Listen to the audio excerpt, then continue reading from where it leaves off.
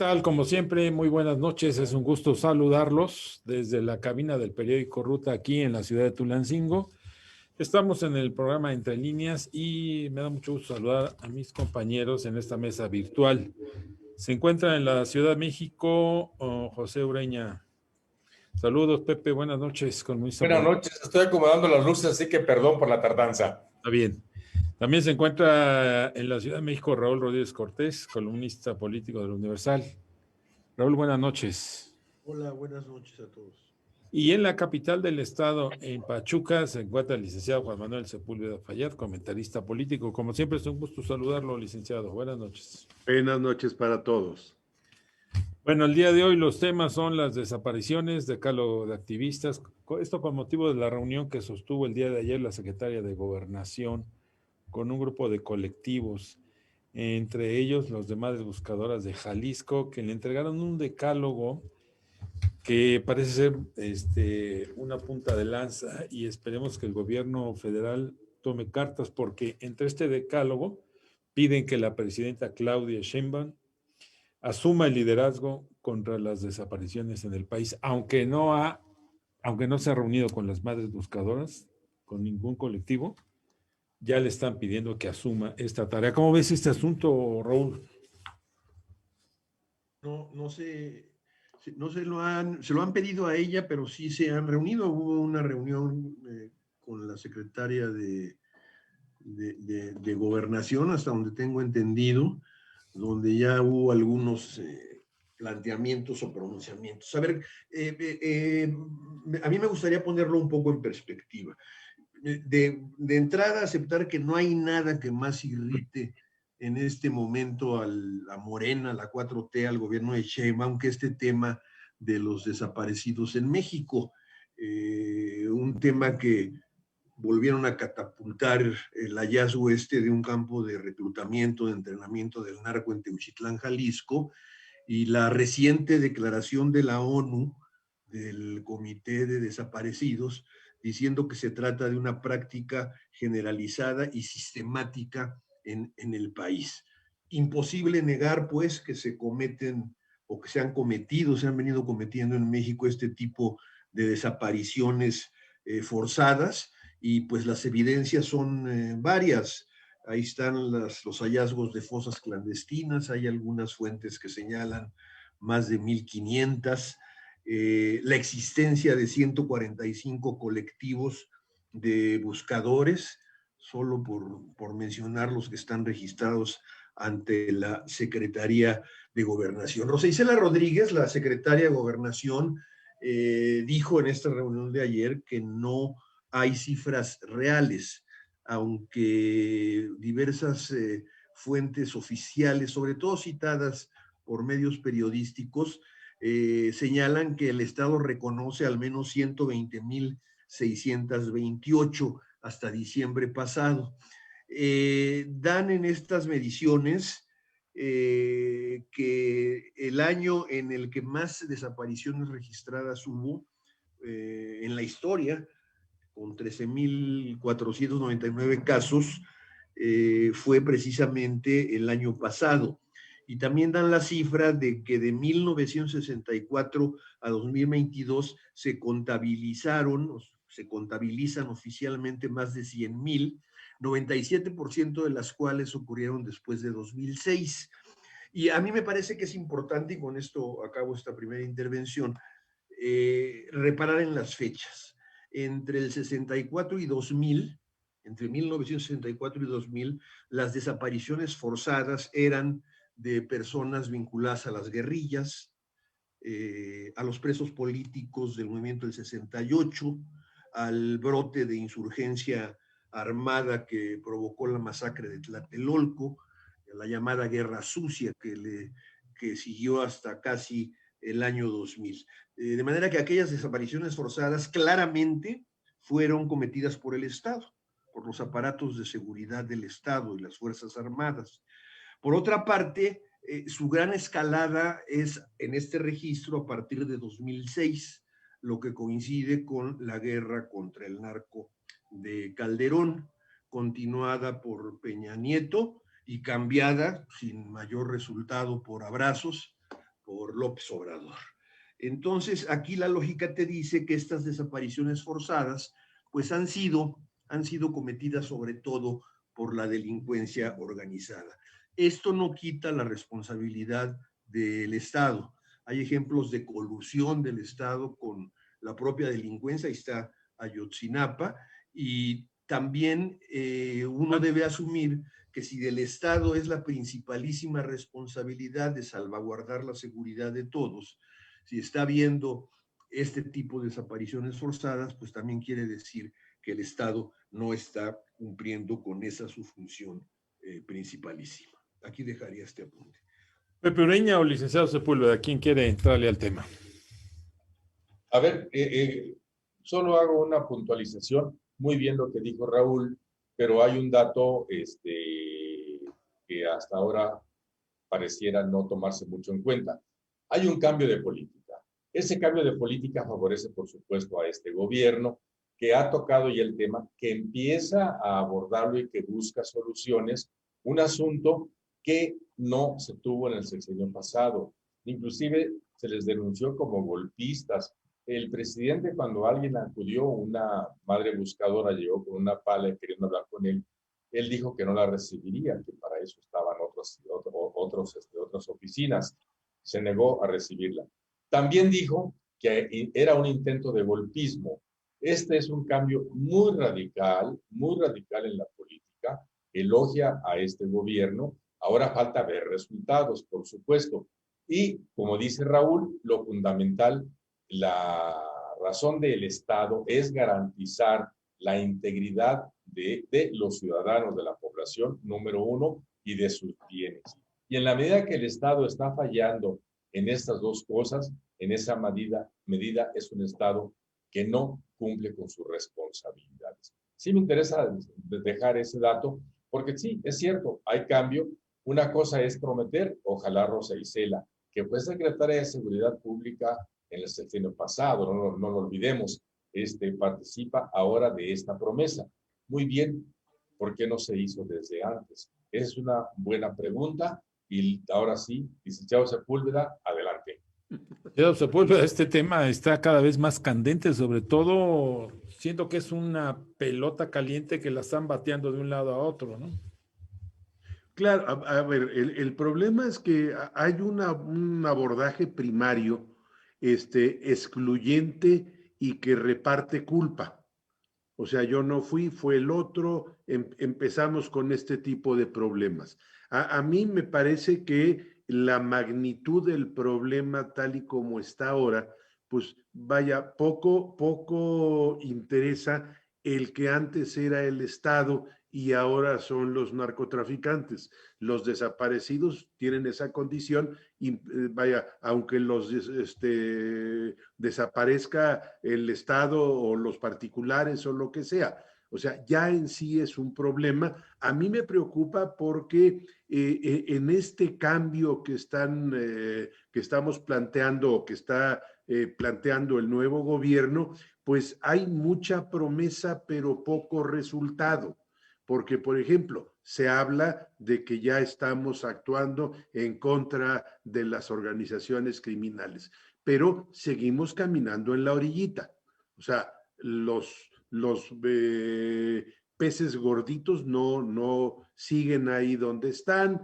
El propio gobierno norteamericano insiste en el tema, se dice muchas cosas. En el asunto del rancho en Jalisco, donde aparecen esto, pues nos empezamos a enfrascar en si había crematorios o no había crematorios, cuando el propio fiscal de la República pues acaba de ayudar a esta construcción absurda, Maraña, por, sí. porque dice, no hay vestigios de que ahí se quemara nadie, nada más encontramos unos huesos quemados.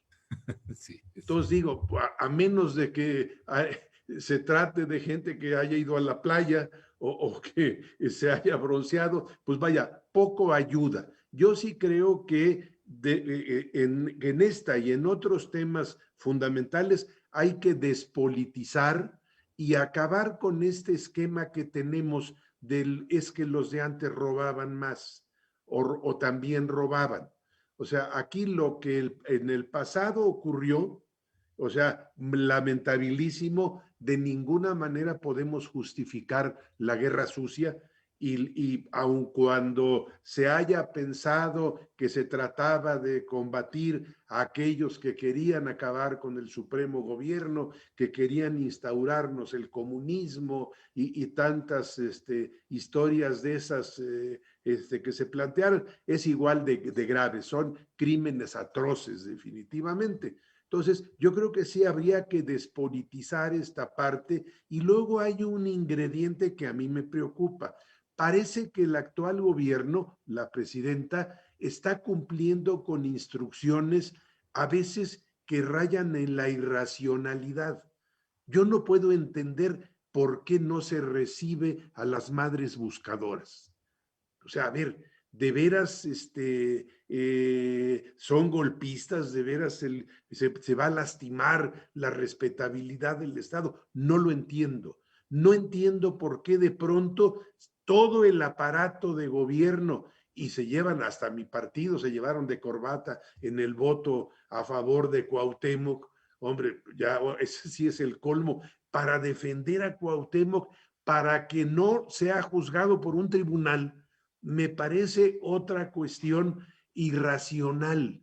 O sea, como que habría que hacer un poco de llamar la atención en esta parte. Estamos haciendo cosas irracionales, definitivamente. Así como reconozco que la estrategia planteada por la presidencia de la prudencia en el manejo de Trump, digo, si bien es cierto, no es el gran triunfo, pero me parece que fue una opción adecuada, pues ha llevado una relación oportuna, pues digo, con el animal perdón dicho, con perdón de los animales, con el presidente Trump, pues vaya, difícil es poder plantear una estrategia. Ahí el salir vivo de las reuniones ya es un triunfo. Entonces, ese es a mí lo que me preocupa, que seguimos con la salida fácil, con el tergiversar los datos y prometer mucho, que tendrá que en poco tiempo empezar a verse que se aterriza en hechos concretos. A ver, Raúl, pero algunas ONGs han señalado que el Registro Nacional de Personas Desaparecidas está mal organizado y que hay más personas desaparecidas de las que se reportan. A ver, primero una precisión que me gustaría hacer. No creo que referir hechos y tratar de darles elementos que le den contexto sea un abordaje primario o excluyente. Por supuesto que el delito, el crimen, la desaparición forzada, cométalo quien lo cometa, es un crimen deleznable. Pero no es lo mismo de ninguna manera, y eso no significa politizar nada, el que las desapariciones sean cometidas por los aparatos de seguridad del Estado que por la delincuencia. Dejada esta precisión. Pero ¿qué pasa cuando el aparato de seguridad hace como que no ve, hace como que... Pasa lo que pasó en Ayotzinapa, por eso decimos, sí hay responsabilidades del Estado, pero no es lo que alguna vez se documentó de que detuvieran a guerrilleros y fueran a arrojar sus cadáveres al Golfo de México. Por supuesto que no es lo mismo. Estamos hablando aquí de organizaciones criminales, ¿no? Pero bueno, a mí me parece que el referir hechos y fechas no es echarle la culpa a nadie, simplemente es tratar de ponerlo en contexto. No sé, es muy probable que efectivamente las cifras estén por debajo de lo que sea. En general, en temas de seguridad, hay cifras negras, ¿no? Así les llaman, ¿no? De cuestiones que no se denuncian o que no se conocen. Es probable que sean más. Yo decía que las reconocidas, de acuerdo con varias fuentes, pues están ubicadas entre los 120,000, poco más de 120,000 desaparecidos. Ahora, En cuanto a las promesas y los resultados, bueno, pues me parece que 6 meses, pues es poco, me parece que es poco para que puedan empezar a observarse resultados en un problema tan grave como el de las desapariciones. Pero, José Ureña, dice Raúl, parecen pocos meses, pero pareciera que que dejamos así como en el limbo, o no soslayamos el hecho de que Rosicela fue la secretaria de Seguridad Pública en el sexenio pasado, y hoy es la secretaria de Gobernación. Y entonces pareciera que ella no conocía el asunto años atrás, Pepe. Sí, pareciera. Mira, aquí hay muchos datos que creo que merecen reflexión. 6 meses o 6 años, da lo mismo, el resultado ha sido nulo. Recordemos Ayotzinapa. López Obrador se prometió durante su sexenio dar respuesta. Inclusive creó un comisionado dentro de la Subsecretaría de Gobernación para investigar. Enredó más las cosas. Así es, se me fue ahorita el nombre. Alejandro Encinas. Alejandro Encinas, así es. Bueno, se enredó tanto que terminó por no dar nada e involucrar al ejército, y dicen las versiones que el presidente se enojó y para no involucrar al ejército ya paró la investigación. Eso es una versión. La verdad es que nunca supimos qué pasó. Y hay otro dato que también estaba oculto.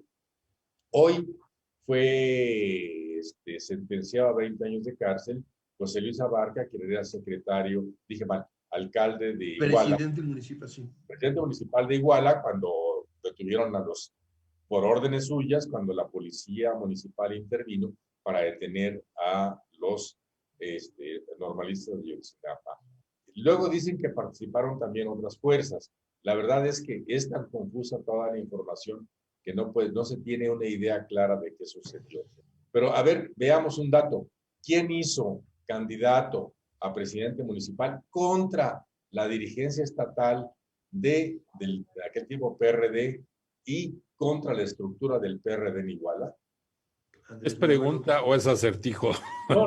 No es acertijo. Fue Andrés Manuel López Obrador. Ahí están las fotos. Andrés Manuel López Obrador lo hizo candidato. El candidato de Andrés Manuel López Obrador, luego alcalde, fue el que ordenó esto. Y luego Andrés Manuel López Obrador ofreció aclarar el crimen de los 43 normalistas. ¿Qué ha sucedido? Nada. Así que 6 meses o 6 años da lo mismo. No hemos sabido qué sucede. La otra parte es cierto. Sí estuvo Rosicela Rodríguez al frente de la Secretaría de Seguridad Pública y Protección Ciudadana. No tenía ella oficialmente la investigación de los desaparecidos, pero no la tenía por instrucción presidencial, subrayo. Lo que está en la Constitución, las funciones de la Secretaría, sí le correspondían. Prevenir que eso sucediera. En fin, a estas alturas es tal el enredo que no sabemos qué ha pasado. Ahora, si no tenemos información de esto y además se ocultaban los datos, número 1, y número 2, se les decía que eran golpistas a las madres buscadoras, a los parientes que iban tras la búsqueda de sus familiares, pues me parece que el cambio de política debe alimentar algo de esperanza, según dijeron los padres de familia que estuvieron ayer en Gobernación. Pero hasta ahora no hay resultados, como señaló Raúl Rodríguez, no hay resultados tangibles. Bueno, vamos a una pausa y regresamos con ustedes.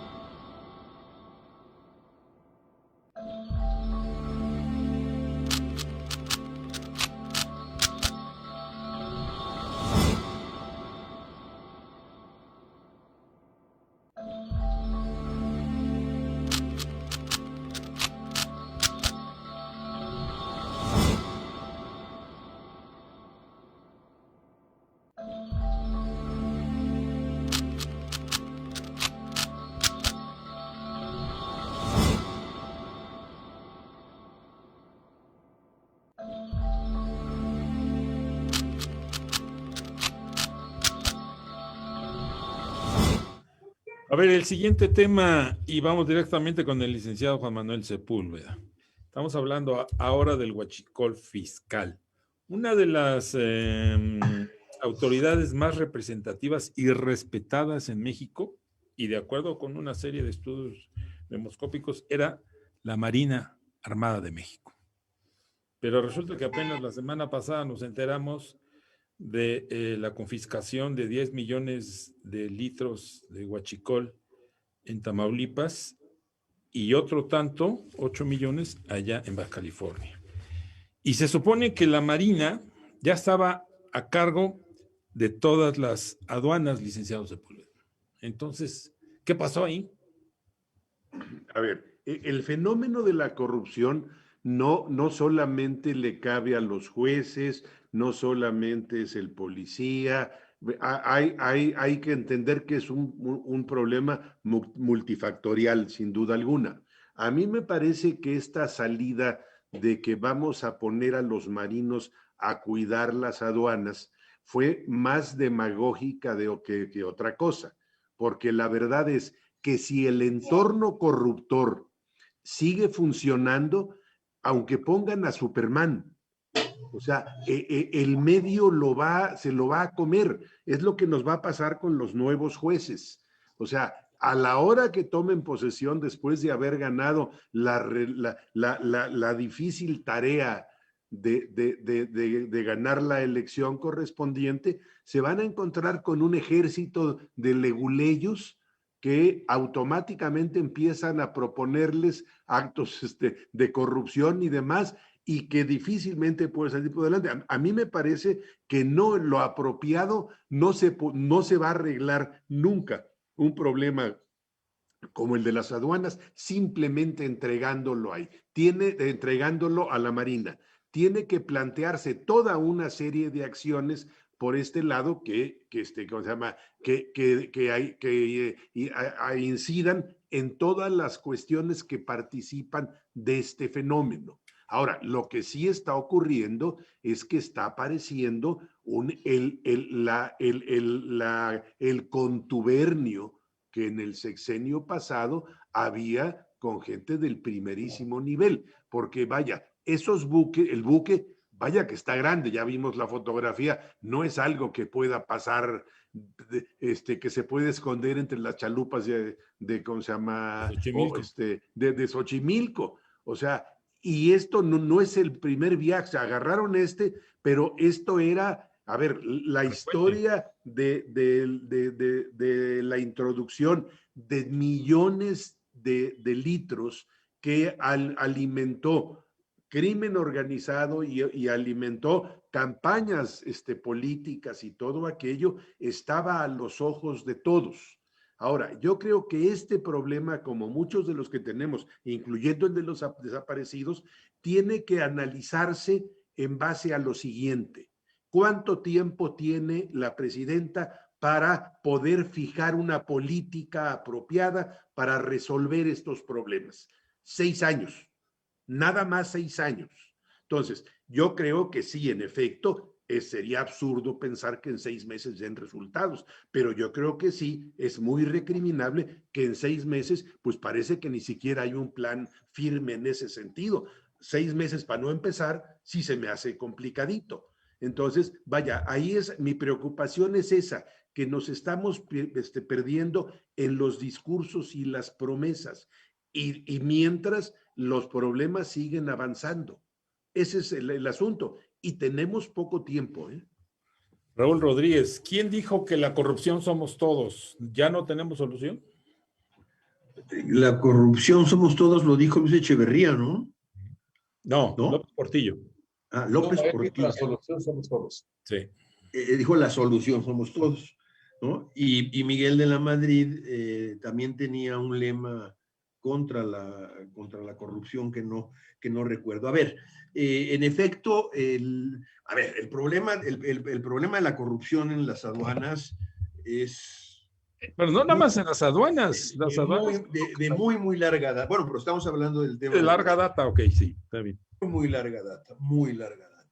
En efecto, en el gobierno de López Obrador se tomó la decisión de pasarle la operación de las aduanas del país al ejército mexicano. Se acordarán que fue designado un general que era subsecretario, André Fulón, que fue el que prácticamente termina todo el periodo de López Obrador al frente de la aduana.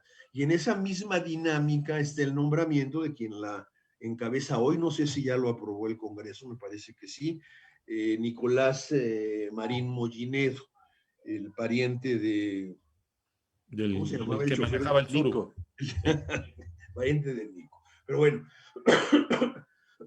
perdón, en efecto, ahí el sistema mismo, es decir, la corrupción no es consecuencia del sistema, la corrupción es el sistema. Es ahí donde está el punto, y no lo justifico, y habría que controlarlo, ¿no? Pasa lo mismo, a ver, políticas contra el narcotráfico. ¿Se va a acabar con el narcotráfico? Pues el narcotráfico nunca va a acabar. Desafortunadamente a mí me parece que así es, porque tiene un sustento de interés económico de miles y miles de millones de dólares. Entonces, bueno, pero no se trata de justificarse y de quedarse, bueno, pues como así es, así queda, no. Me parece que el tema del huachicol fiscal repuntó luego de los intentos que resultaron incompletos, fallidos al inicio del gobierno de López Obrador, de controlar el robo de combustibles en las diversas tomas de petróleos mexicanos, con todo el daño que esto le causaba al erario. Ahora se está viendo esta vertiente de estos actos cometidos por la delincuencia organizada, es decir, se transportan en buques lubricantes, sobre todo eso, ¿no? Lubricantes, eso es lo que enteran en los partes aduanales, y lo que realmente está entrando es combustible normalmente traído de refinerías de los Estados Unidos. Entonces, el mecanismo de corrupción está en la refinería de Estados Unidos, está en el crimen organizado, está en quienes manejan las aduanas, están en quienes realizan los Bueno, sí, al rato vas a decir que también el que surte gasolina en un expendio de gasolina, pues no. El caso es que sí es un fenómeno que, bueno, pues merma la recaudación fiscal del gobierno en momentos que me parece es lo que más necesita el gobierno, recursos para seguir dándole sustento a sus programas y políticas, sobre todo de bienestar. Pepe Ureña, tú recordarás que el huachicol es de hace muchos sexenios. Recordarás que de repente en la administración de José López Portillo apareció un barco con una bandera de otro país que traía gasolina a la Ciudad de México. Y también recuerdo a Ricardo Peralta, entonces director de aduanas, cuando tomó posesión, invitó a una conferencia o invitó a una reunión de prensa donde decía, ya basta de la corrupción, vamos a combatirla, porque por la aduana es donde pasa todo. Y mira dónde terminó este personaje, Pepe. Bueno, sí, la aduana, por la aduana pasa mucha corrupción. A ver, ahorita estamos hablando del huachicol, fíjate, de tener un barco con 10 millones de litros. Primero uno de 8 millones de litros y otro de 12. Y estoy viendo ahorita lo que contenía ese barco, fíjate. Además de los 10 millones de litros, 192 contenedores, 23 tractocamiones con remolque, diversas armas de fuego y municiones. Ahora, esto lleva a otro tema. También por las aduanas pasan las armas de fuego.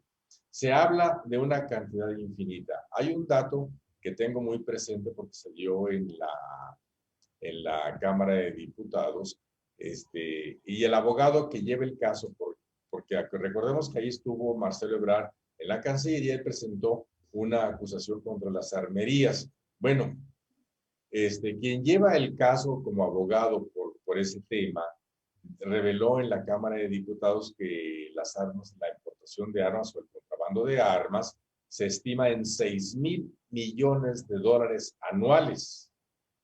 Si estamos hablando, se llama Carlos Palacios, el abogado, el diputado federal que dio la información, y él es el abogado de Marcelo Ebrard en este proceso. Ahora, si hablamos de 6,000 millones de dólares en el valor de armas, ¿de cuántas armas estamos hablando? Número uno. Y número dos, si México le exige a Estados Unidos que detenga allá a los vendedores, todas las redes de distribución de fentanilo, pues lo mismo puede exigir Estados Unidos que detenga aquí el gobierno mexicano y en aduanas la introducción ilegal de armas. Entonces, estaríamos en igualdad de circunstancias, pero 6,000 millones. Y en este momento hablar de un buque de 10 millones de litros y otro de 8 millones de litros, y ahora saber que ese permiso lo otorgó un directivo de aduanas, si mal no recuerdo, de Nogales, ¿de qué estamos hablando? De una corrupción institucional, oficial. Ahora, recordemos otro dato. En el sexenio pasado, el presidente Andrés Manuel López Obrador nos dijo que ya se había acabado el huachicol. Pues entonces, ¿en qué quedamos? Si ya se había acabado, ¿por qué ahora existe? ¿Por qué no existía? Y hoy martes, hay decenas de pipas detenidas en Tamaulipas. Son pipas de 20 mil litros cada una, detenidas por llevar huachicol en México. Estamos hablando de una operación a gran escala. Número uno, hay una línea de investigación, solamente lo mencionó como dato adicional, una línea de investigación que los 10 millones de litros que venían en ese barco y los 8 en el anterior fueron embarcados en Deer Park. Recordemos de dónde es la refinería Deer Park. Es mexicana y fue comprada en el sexenio pasado de Andrés Manuel López Obrador para buscar la autosuficiencia energética. Ahí están los datos. Licenciado Sepúlveda, todos los caminos nos llevan, como dicen, a Roma. Claro, con un ejercicio muy cuidadoso para no entrar de más en el sospechosismo, porque bueno, historias respecto del involucramiento de tal o cual personaje, hay muchísimas. Hay unas que tienen base muy concreta, en el caso de Carmona y el flujo de los recursos a las campañas. Carmona, el que mataron. Sí, el que mataron ahí. Bueno, hay dos. Uno era el que mataron y el otro era el jefe de la oficina de la aduana de Reynosa. Y que vaya, que de alguna manera era el operador por ahí, por ese lado. Entonces, bueno, aquí sí hay que partir de la base siguiente. Entendemos que estamos peleando un poco contra los molinos de viento, pero un poco nada más. O sea, sí, acabar con la corrupción es imposible, pero yo sí creo que es viable una estrategia que permita reducirla a un nivel mucho más manejable o aceptable del pero que como dijo ahora. Lallín, entonces, nomás robar tantito. No, vaya, es que, vaya, el Entonces, problema es que caemos en el lado del cinismo. Como está muy difícil el asunto, como ya es un asunto que viene de mucho tiempo, no podemos hacer nada. Entonces, sí creo que puede haber un plan eficiente para tratar de combatir esta manera, partiendo de una base. No tenemos de otra.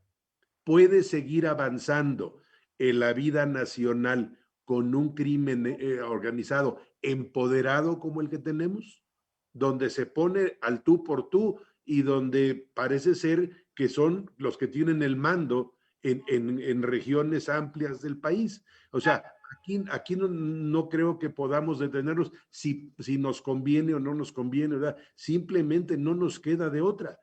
Y sí, tendría que haber una estrategia. Y el problema es que, vaya, estas estrategias parten de la simple declaración.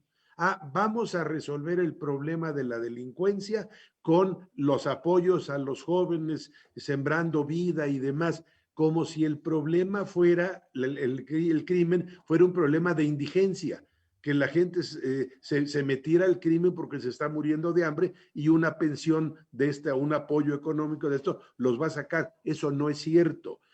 decimos que queremos arreglar el problema de la injusticia, el añejísimo problema de la injusticia en este país, destruyendo el poder judicial, por favor. O sea, eso no va a funcionar en lo más mínimo, va a ser un verdadero desastre. Entonces, tomamos ese tipo de soluciones que más que soluciones son el deporte del pateo del bote. Ahí va para largo y son programas que difícilmente habría que empezar a tomar medidas. Yo digo, no tendríamos que empezar a ver la caída de los grandes capos señalados en este momento, gobernadores y eso, para que pensáramos que esto va en serio, porque andar deteniendo graperos o gente de segundo nivel, nos podemos pasar el resto del sexenio deteniendo a miles de personas todos los días y los van a reponer de inmediato. No vamos a llegar a ningún lado. Vamos a seguir nomás picando el avispero. Raúl, ya nomás para cerrar este tramo, nos quedan 2 minutos, rápido, a reserva de que me digan que soy muy radical, pero entonces habría que regresar a lo que Jaime Rodríguez, el Bronco, propuso en un momento. Vamos a mocharle las manos, ¿no? Dijo a los corruptos, ¿no? Sería un terrible retroceso. A lo mejor nos lo recriminaría las Naciones Unidas, como nos recriminan ahora el tema de los desaparecidos, ¿no? Es la eterna discusión de la pena de muerte. Que por cierto en su momento la llevó el Partido Verde Ecologista, ¿te acuerdas, no? Sí, cómo no. O aquella campaña de Montiel, el exgobernador del estado de México, ¿no? De que los derechos humanos son para los humanos, no para las ratas, ¿no? En fin. Invocamos ese tipo de situaciones y luego nos enredamos solitos. Bueno, vamos a otra pausa y regresamos con ustedes.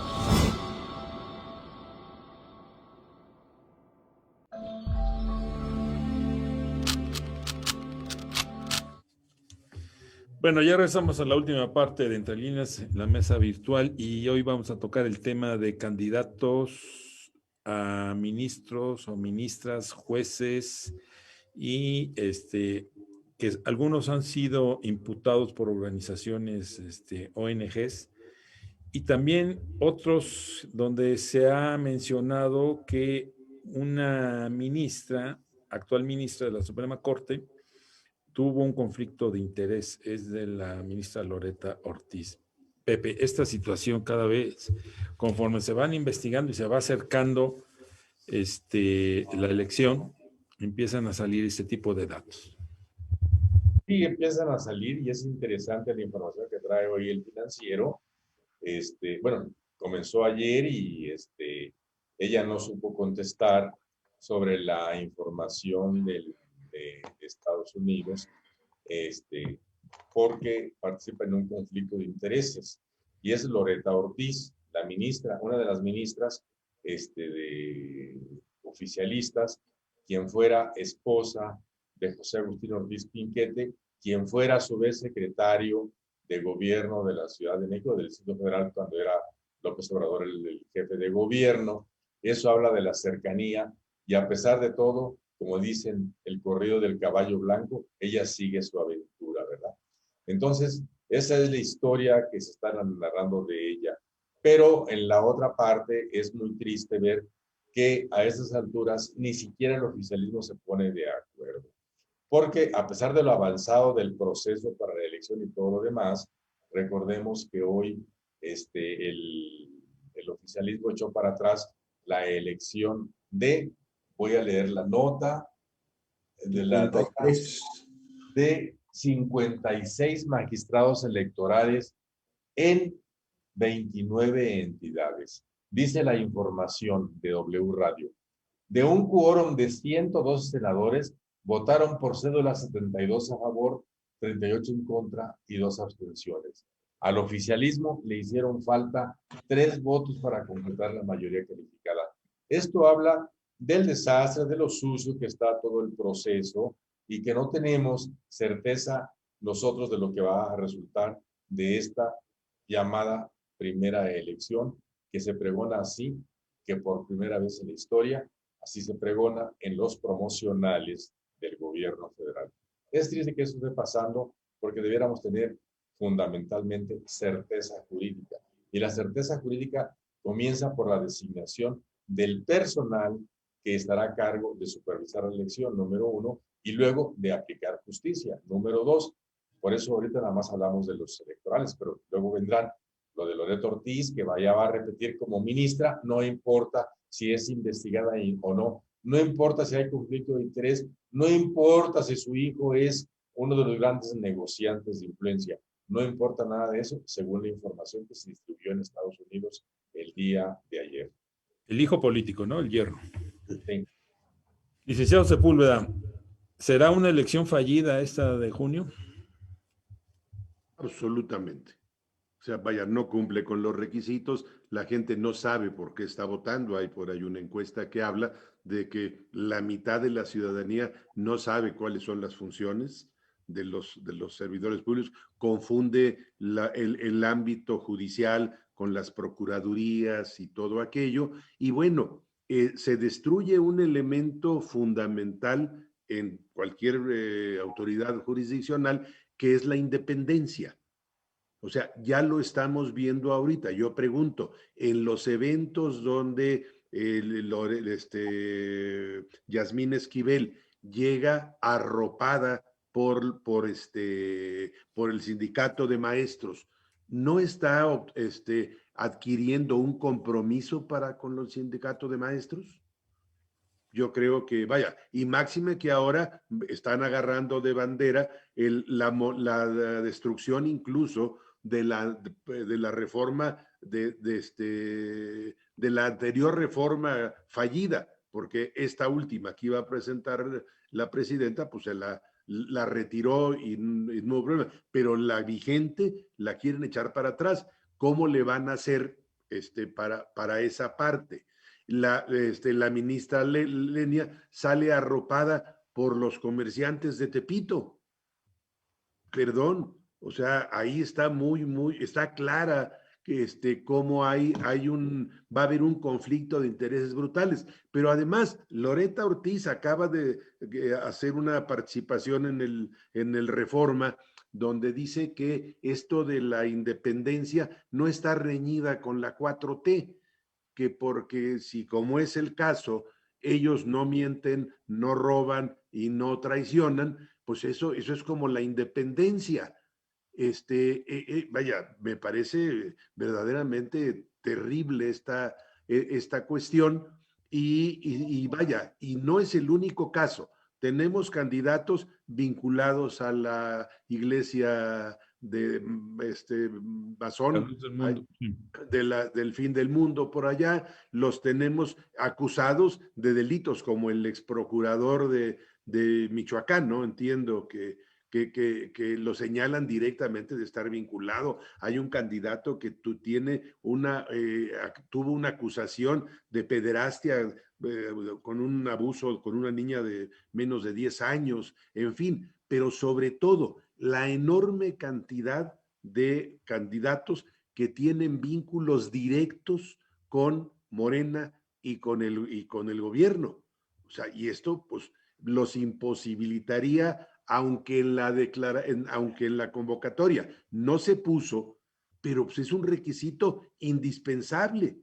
O sea, ¿cómo voy a tener un juez que está apoyado por tal o cual sindicato, por tal o cual agrupación, que, vaya, incluso que a lo mejor recibió dinero de alguna organización criminal?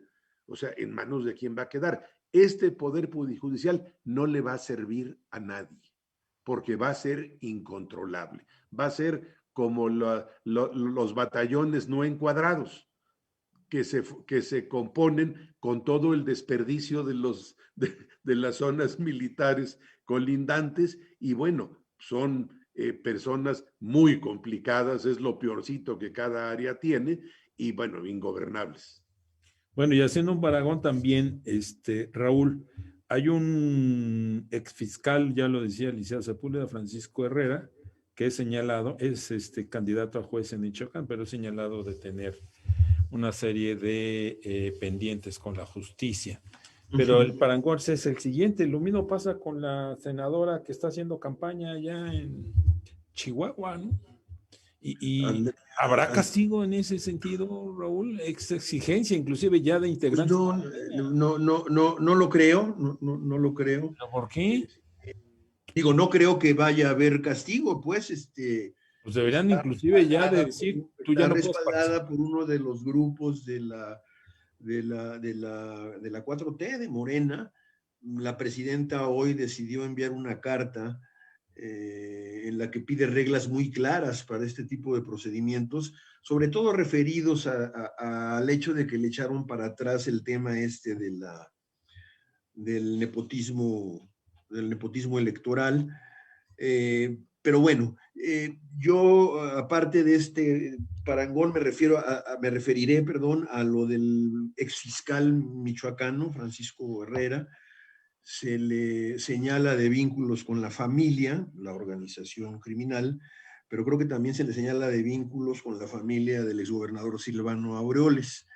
Yo me pregunto, ¿dónde quedó esta máxima que cambió al cambiar el sistema de justicia penal, de que todos somos inocentes hasta que se demuestre lo contrario? Porque los planteamientos que se están haciendo no se refieren a imputados. A lo mejor yo me equivoco y el licenciado Sepúlveda debe tener absoluta claridad de esto, pero no son imputados, son señalados de haber cometido determinado delito, no enfrentados ya a una autoridad jurisdiccional. Son señalados, no son imputados, y ya por la manera en que lo estamos platicando aquí, pues ya les estamos dando la calidad de culpables. De acuerdo. No trato de justificarlos. La ministra Loretta Ortiz, en efecto, ya lo referían, tiene señalamientos de vínculos, de conflicto de intereses por haber decidido a favor de su yerno, en un asunto que además ahí sigue volando, ¿eh? Tiene que ver con aquellos recursos del Infonavit y de un personaje o de unos personajes judíos que iban a hacer un business que primero se le señala a Alejandro Murat, hoy morenista, quien Prominente morenista. finalmente dice no, pero quien lo sucede, Omar Fayad. No. Sí. Pechina, David Pechina. Perdón, David Pechina, perdón. David Pechina lo sucede y es el que finalmente, bueno, toma la decisión de este desbarajuste. Entonces, yo me sigo preguntando lo mismo, es decir, sí somos todos inocentes hasta que se demuestre lo contrario. En fin, hay que tomar en cuenta, por supuesto, para el momento de votar y tomar la decisión, este tipo de información a la que todos tenemos acceso. Y bueno, desafortunadamente yo tampoco le veo un buen fin a este procedimiento de elección para cambiar o para crear el nuevo Poder Judicial de la Federación. Pero, Pepe Ureña, nos referimos a la imputación, pero por parte del Tribunal de la Opinión Pública.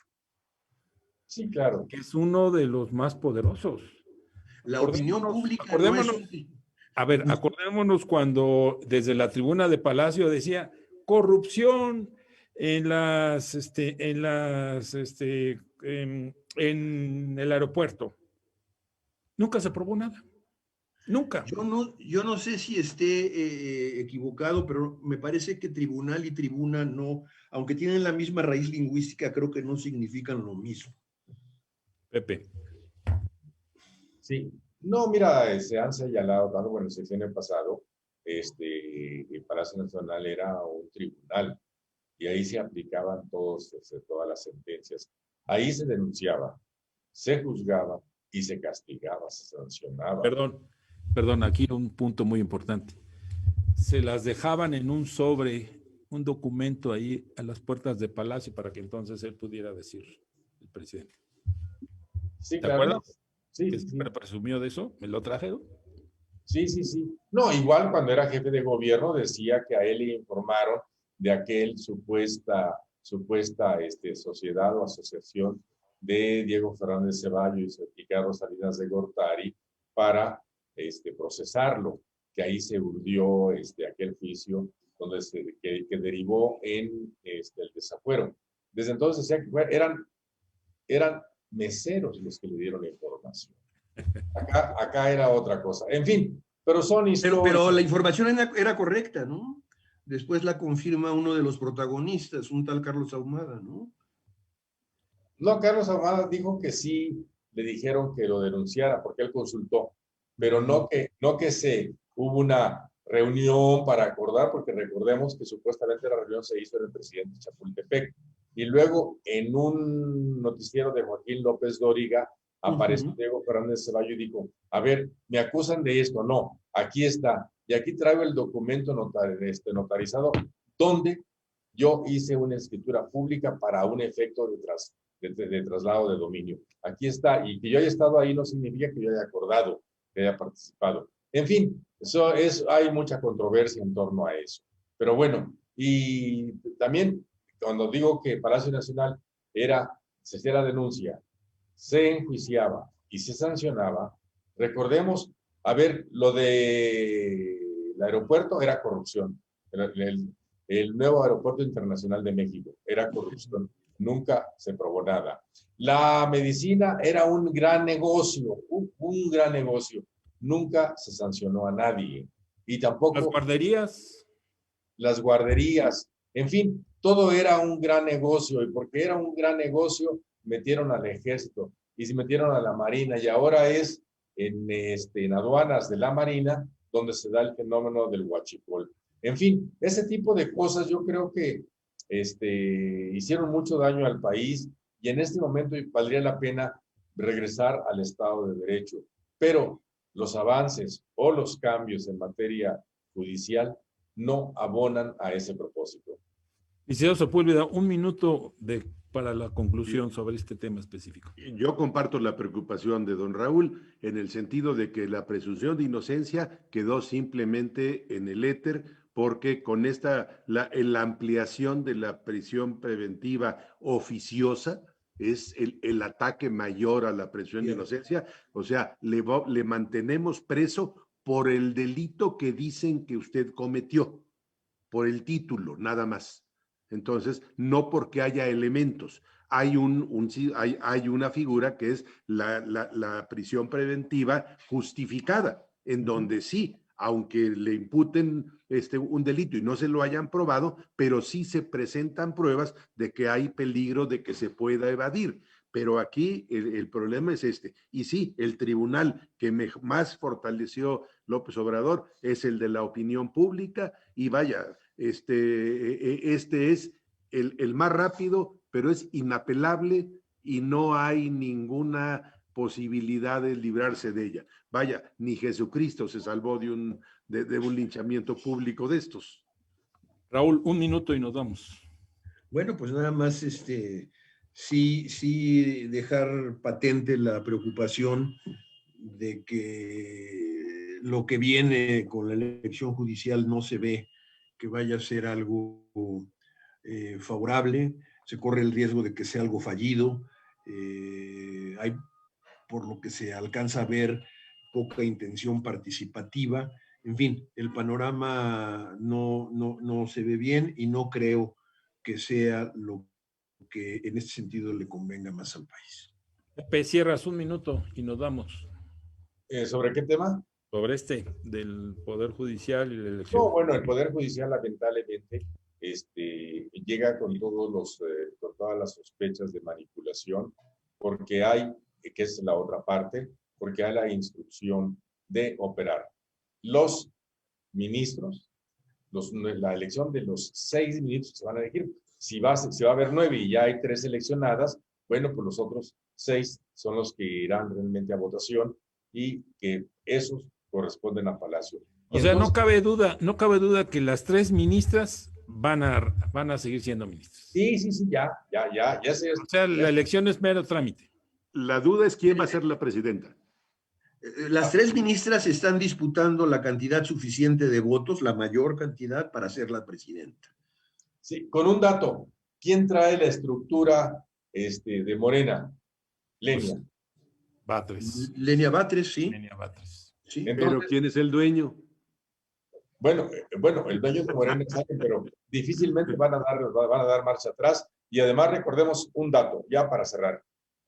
¿Cuál es la única ministra de la Suprema Corte de Justicia de la Nación designada directamente por dedo directo del presidente?